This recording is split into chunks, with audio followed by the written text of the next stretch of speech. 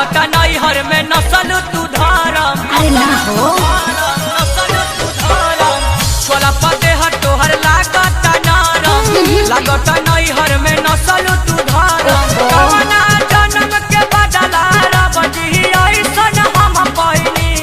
हे भगवान कवना जन्म के बदला रब जी ऐसन हम पैनी। सुनो ना ये राजा एक बार हाँ हाँ एक बार राजा एक बार गलती कुमारे में कोइनी यार संगे माजा मारे में कोइनी। ये राजा एक बार गलती कुमारे में कोइनी यार संगे माजा मारे में कोइनी।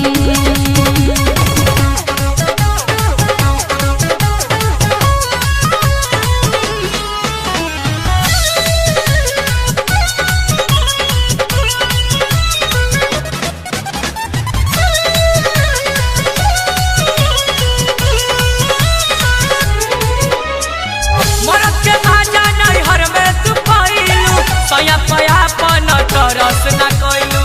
सया पयापन तरस न कइलू। प्यार के चलल ट्यूशन में चक्कर हो रोके न पैनी जवानी के लहर हो। उठल करम हमार रईसन झूठ धन खैनी। हे राम उठल करम हमार ऐसन झूठ धन खैनी।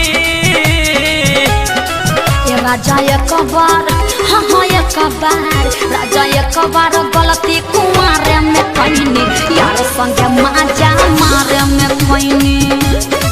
ये राजा एक बार गलती कुमारे में पैनी यार संगे माजा मारे में पैनी। बुझला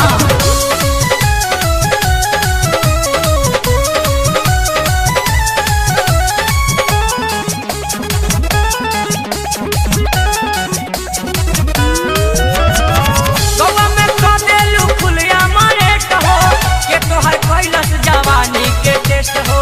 के तोहर कैलस जवानी के सुनो पहिला प्यार रहे रहिला चार हो और उनके करे नहीं पैनी इनकार हो। उल्टे के खेलल खाइल रहनु जान हम गइनी।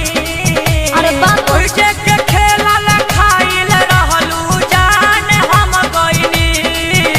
एगो बात कही राजा एक बार हाँ हाँ एक बार राजा एक बार गलती कुमारे में पैनी यार संगे माजा मारे में पैनी। हाँ राजा एक बार गलती कुमारे में पैनी यार संगे माजा मारे में पैनी। छोला पते हर तोहर लागता नरम। लागता नैहर में नसल तू धरम। कवना जन्म के बदला रब जी ऐसन हम पैनी। हे भगवान कवना जन्म के बदला रब जी ऐसन हम पैनी। सुनो ना ये राजा एक बार हाँ हाँ एक बार राजा एक बार गलती कुमारे में पैनी यार संगे माजा मारे में पैनी। ये राजा एक बार गलती कुमारे में पैनी यार संगे माजा मारे